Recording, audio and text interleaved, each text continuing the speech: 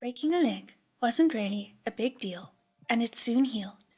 Only, ever since that day, it was like Shelian had become an entirely different person. It was like he had lost his spirit and was no longer divinely invincible.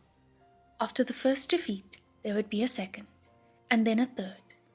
He didn't want to unsheath his sword nor enter the battlefield anymore, but because there was no one else who could shield and replace him, he could only bold-headedly go forth. Once on the battlefield, he didn't slack off either. He really did his utmost, but for some reason, even though he was clearly a young man, barely past 20, the hand holding the sword was already shaking like that of an aged elder, shuddering with a heart filled with fear, yet he couldn't explain who or exactly what he was afraid of. In the end, the soldiers who used to revere him gradually lost their patience. Shelian knew that a rumor had started going around amongst them. How is he a martial god? They questioned. More like a god of misfortune. However, he couldn't rebut, only because he himself started wondering. Had he really maybe turned into a god of misfortune?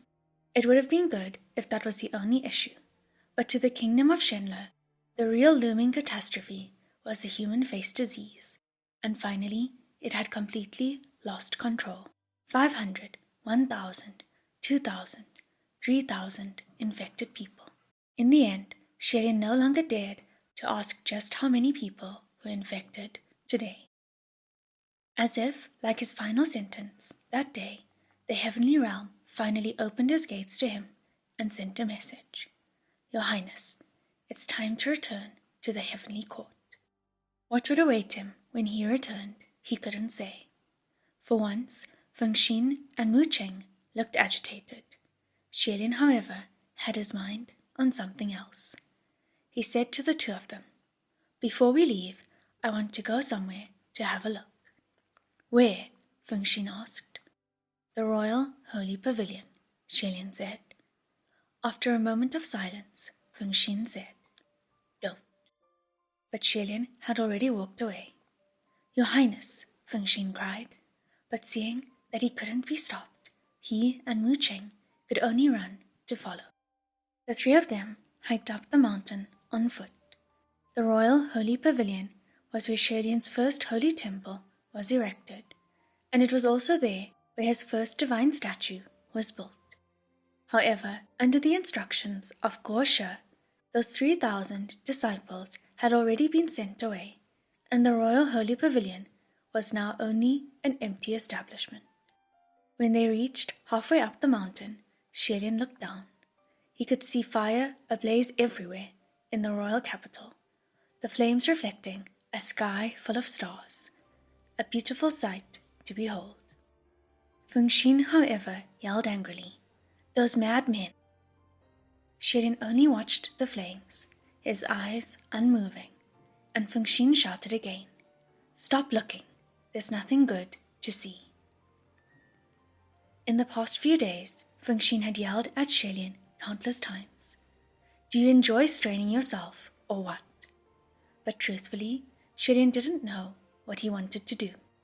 He only knew that whenever another couple of his temples got burnt down or desecrated, he couldn't help but want to go take a look. Yet once he'd seen, he couldn't speak nor stop anyone, and could only stand there and watch. What was there to see? He also didn't know.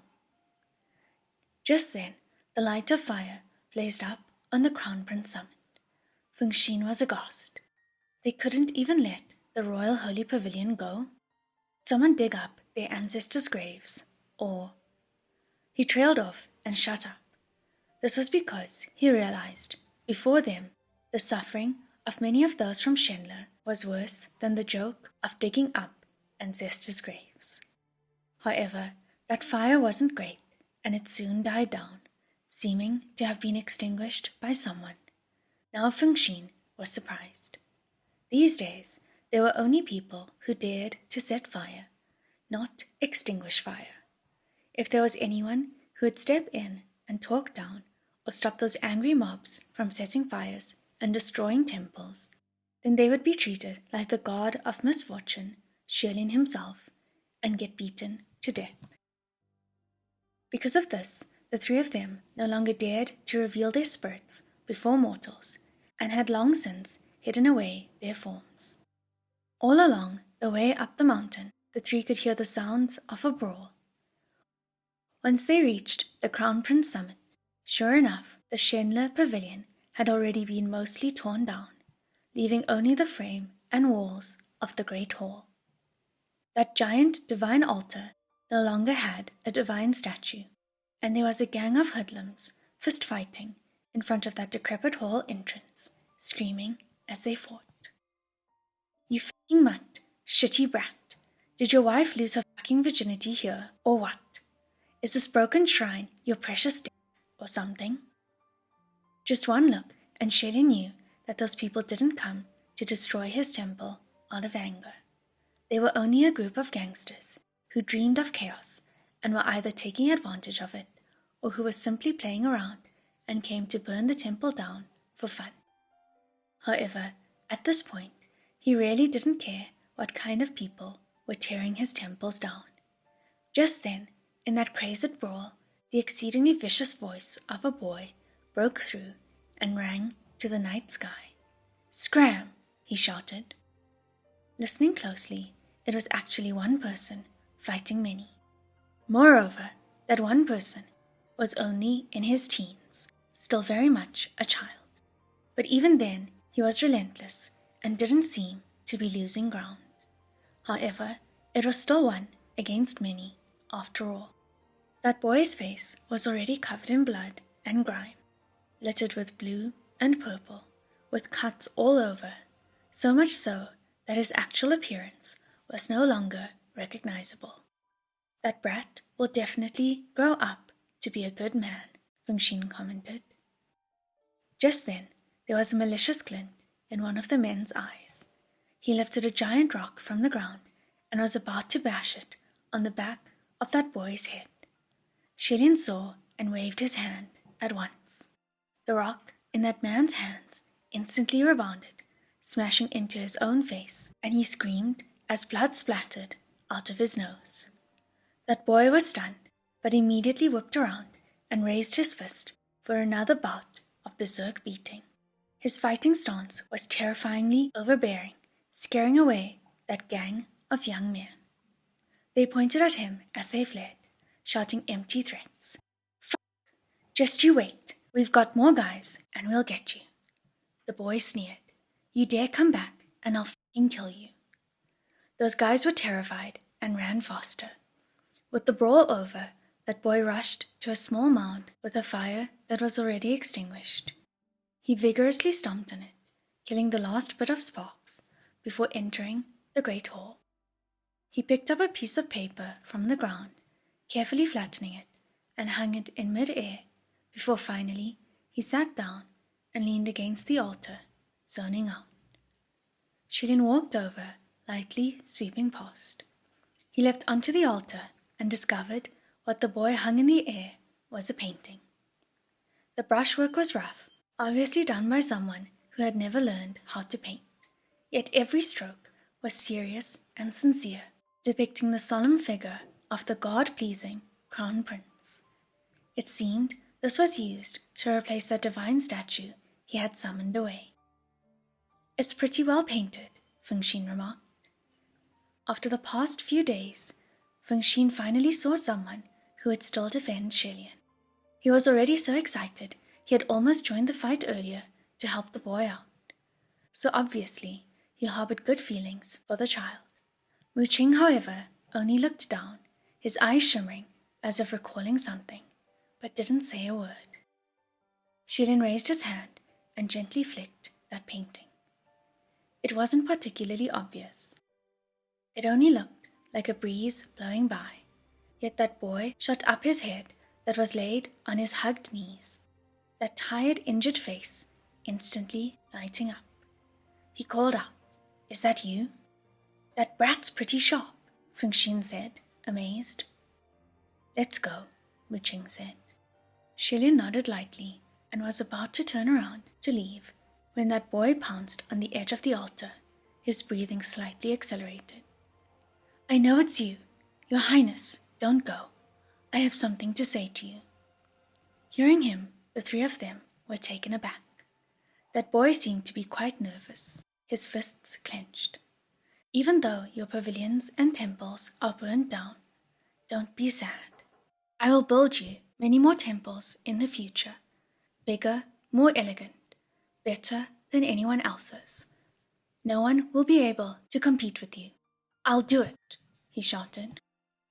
The three of them were speechless. The boy's attire was dirty and unkempt, his face muddy and grimy, covered in bruises and cuts, looking sad and pathetic. Yet he spoke such ambitious, bold words, sounding truly laughable, making one have rather complicated feelings. Seeming to be afraid that his voice might not reach Shellyan's ears, he circled his hands around his mouth, cupping them, and shouted toward the painting hung above the altar. "Your Highness, did you hear me? In my heart, you are God. You are the only God, the one true God. Did you hear me?"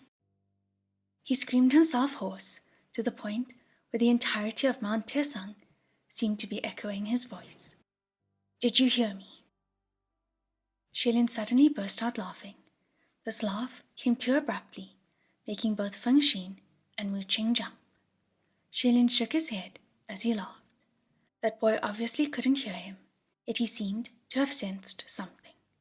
His eye bright, looking around. Suddenly, a drop of ice-cold water fell on his cheek. That boy's eye bulged, and in that instant, in his eye was the reflection of a snow-white figure. He blinked, and when he opened his eye again, that reflection was gone. Seeing that Shellyan actually showed himself for a second, Feng Xin spoke up.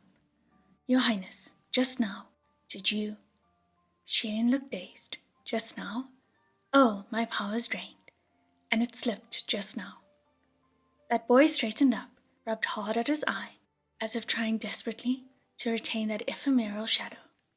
Shellyan, however, closed his. A moment later, he spoke.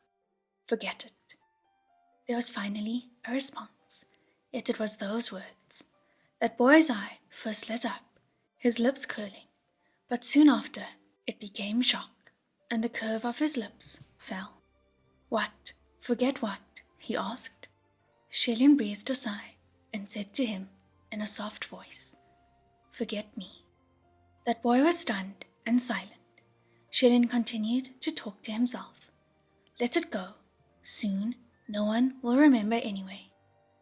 Hearing this, that boy's eye widened, and silently a stream of tears rolled down and washed a trail of pale white on his grimy face. He swallowed hard and gasped. Feng Xin seemed to be not able to bear the sight any more, and spoke up. "Your Highness, don't say any more. You're breaking the rules again." I'm done. But I've already broken so many rules. Just a few words won't hurt," Shellyan said. He didn't let that boy hear the last line. The three descended from the altar and walked toward the entrance of that broken, great hall. The winds of the night blew, and Shellyan shook his head. He was still a heavenly official for the time being, and technically he couldn't feel cold. Yet, at that very moment, he really felt a bone-biting chill. Unexpectedly, that boy they left behind in the great hall suddenly muttered, "I won't." He clearly couldn't see Shellyan and the other two, but he somehow accurately grasped the right direction and charged out, shouting to their retreating backs, "I won't!" The three of them turned their heads and saw the single eye of that boy, so bright it pierced the soul. That battered face was both furious and sad, both joyous and wild.